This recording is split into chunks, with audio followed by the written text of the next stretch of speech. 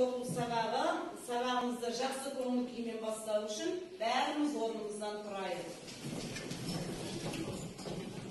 Бірге.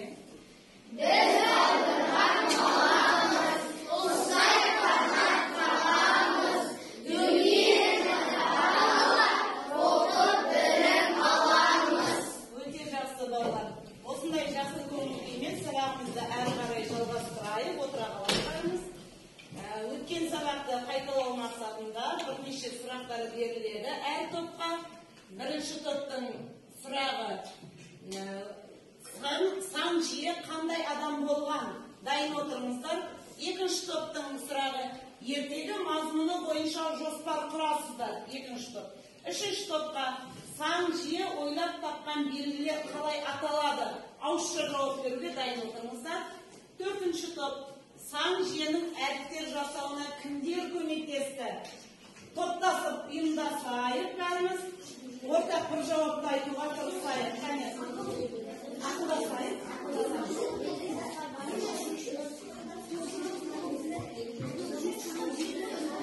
Топ бойынша сұраққа жауап береді. Бірінші сұрақ оқисың, жауапқа жауап береді. Сан жие қандай адам? Сан жие ол әріптерді сызып шығарған. Өте жақсы толықтырамын дейді, айта ғой. Сан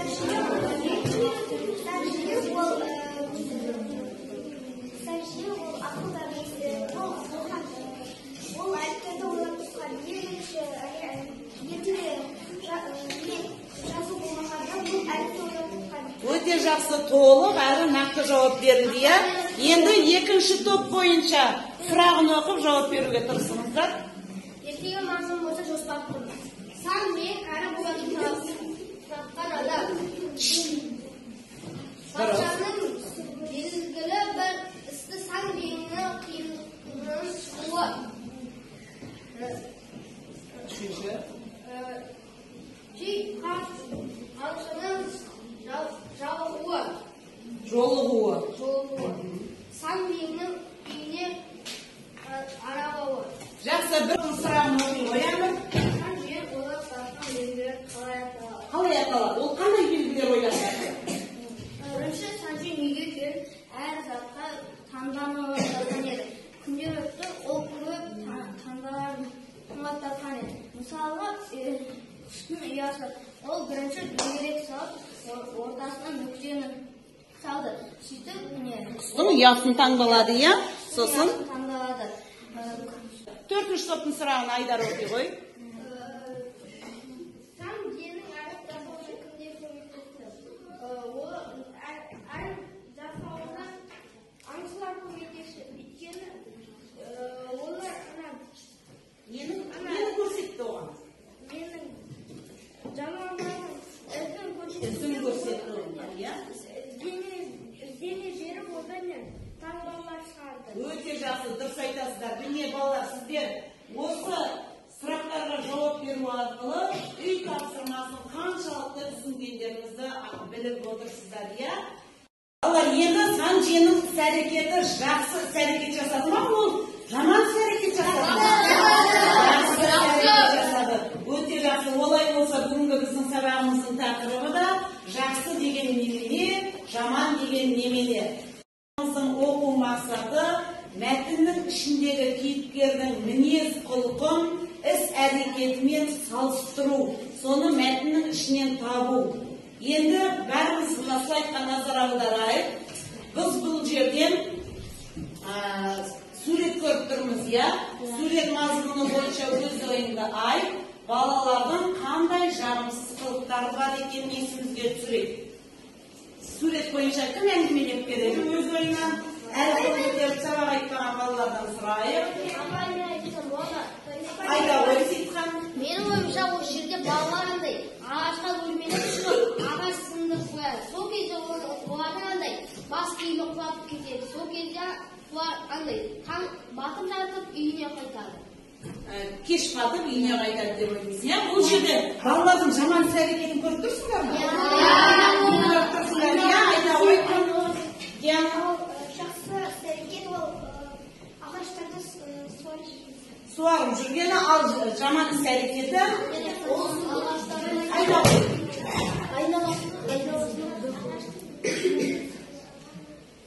жақсы емес, иә, дұрыс айтасыңдар балалар. Осы суретке қарай отырып, сіздер жақсы және жаман іс-әрекеттерді ажырата алдыңыздар.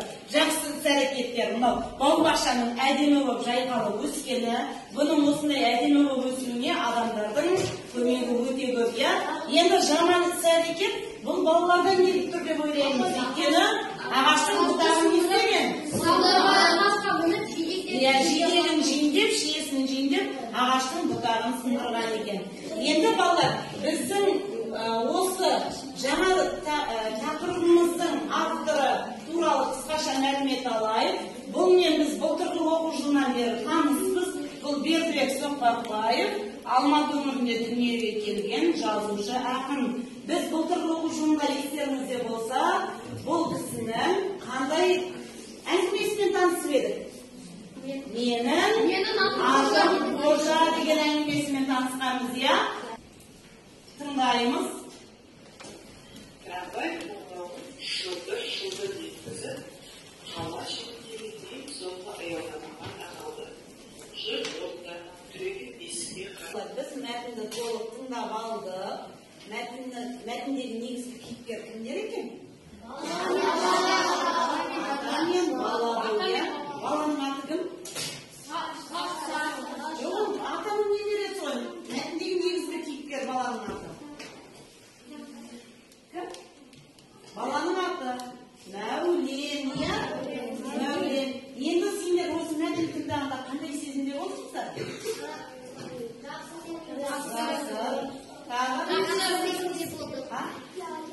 Ұялып кеттім дейді Диана. Жақсы. Ернұр. Жақсылықты сезіндің, иә? Тәкім қандай сезімде болды? Жақсы. Басқа өзге жауап бар ма?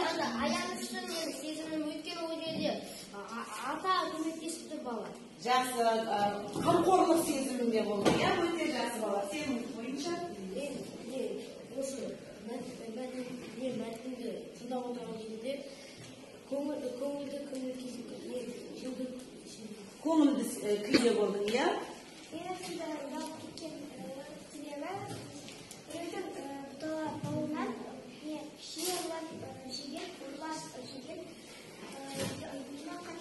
Ұялыпты, иә? Олай жасауға бола ма? Болмайды, әрине, дұрыс айтасыздар. Енді жақсы балалар, мынау сұрақтарға жауап іздейік. Мәулен атайдан неліктен кешірім сұрады? Қол көтеріп жауап береміз. Аяла. Ол шиені ұрламақшы болған үшін кешірім сұрады. Жақсы. Мәулен қарияға неліктен көмектесті деп ойлайсыздар? Иә. Ол кінәсін жеңгісі келді. Жақсы, өте жақсы. Тағы жауап бар ма? Неліктен қарияға Мәулен көмектесті? Басқа жауап бар ма, балалар? Айта ғой. Өйткені ол қарияның қолында көп сөмкелер болды. Ал егер де сол Мәуленнің орнында болсаңыздар, трамвайдың ішінде сондай оқиға болса, сіздер қандай іс-әрекет жасар едіңіздер? Айта ғой. Мен атаға көмектесетін едім. Сендер де солай көмектесетін едіңіздер, иә? Ал айта ғой. Мен атайдың ауыр жүктерін тартып. Жақсы балалар, сіздер осы мәнді мұқият тыңдап алдыңыздар, сұрақтарға жауап бере алдыңыздар. Енді қазір топтық жұмыс жасаймыз. Сіздерге әр топқа бір тапсырма беріледі. Мысалға, бірінші топқа портрет кейіпкердің сырт тұлғасын суреттейді, иә? Сіздер осы мынау қысқаша үзіндіден осы атайды бейнелеп тұрған сөздерді тауып астын сыза қойыңыздар. Екінші топқа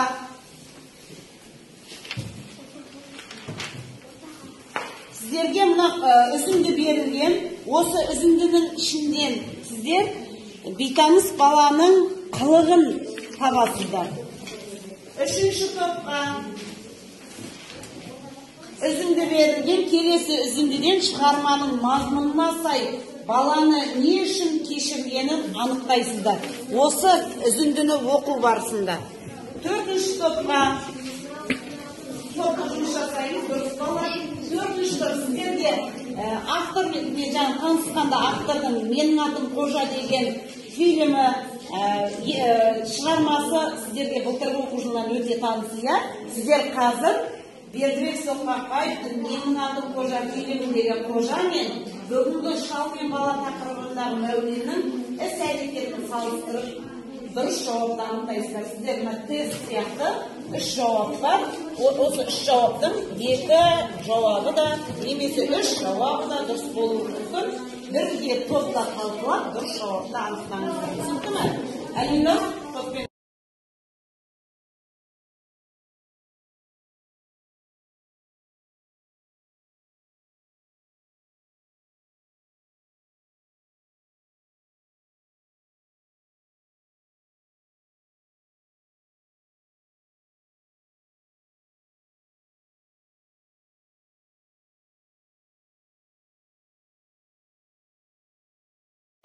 топтық жұмысы орындап болсаңыздар, топ басшылары тапсырманы оқып, дұрыс жауапты анықтасын.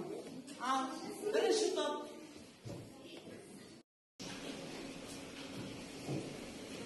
Портрет кейіпкерлерін тұрғасын суреттеу.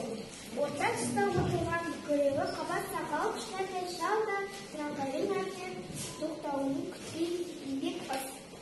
Аяғы сүйеніп ілгері қарай жүрді.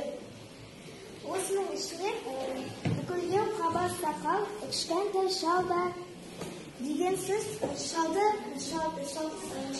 бейне сипаттайды. Жақсы, жауап. Және қай сөздерді негізге алдыңыздар? Қаба сақал, бүкірейген, өте жақсы, иә? Шалдың портретін бізге осылай бейнелеп тұр екен. Өте жақсы жұмыс жасаған бірінші топтың балалары. Екінші топтың балалары сұрақтарыңызбен қоса оқыңыздар, тапсырмасын. Үзіндіден алынған баланың қай қылығына сүйсініп қария оқи ғой. Сүйсініп қараған табу.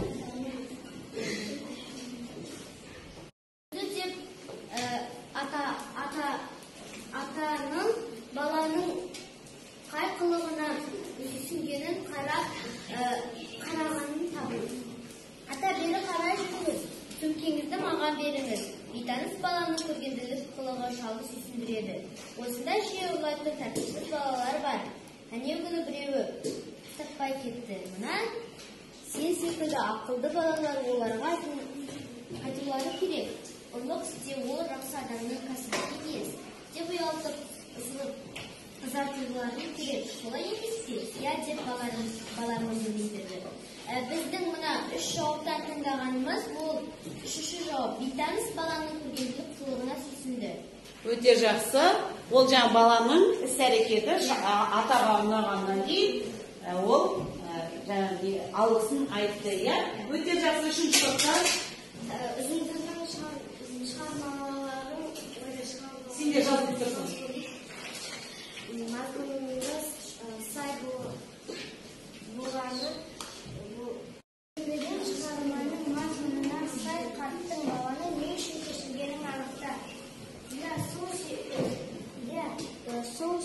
Сол сен де едің, я мен едім атай. Сіз сонда оңдырмадыңыз мені. Баланы шал құшақтап бауырына қысты. Кешір айналайын, өзімнен болды. Кешірім сұрасаң да келмейтін едің ғой. Ата, сіз де кешіріңіз. Үйге келгеннен кейін шал немересін сұрады. Ата, бұл жаңағы баланың аты Мәулен. Сыныбыздағы ең бірінші іздіміз деді Саша. Қат бекер ұрған екем. Үлгілі бала екен, білініп тұр. Сотана бала болса өштесіп кетер еді. Мені балшыққа түсірмей үйіне ертіп әкелді. Дегенімен көргендінің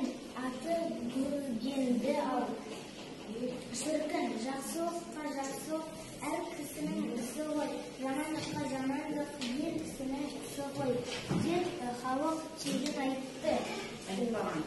Айтты дейсіңдер. Өте жақсы. Енді сендердің жауаптарың?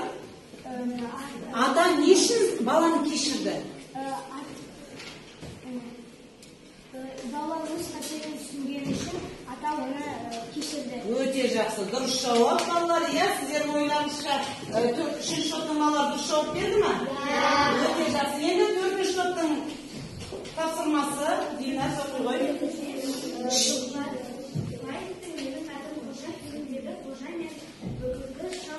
Бала тақырыбындағы мәліметті өз әрекетін салыстырып көрейік. Дұрыс жауапты таңдау. Біздің ойымызша екеуі де дұрыс деп жауап ойлаймыз. Сұлтан келіп шақта досы сапасында Саша Мөлденді атасына мақтады.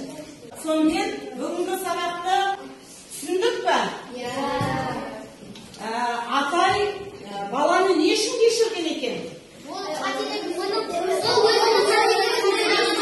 Өте жақсы. Өзі жақсы бола тұрып, қандай жағымыз әрекет жасап алды?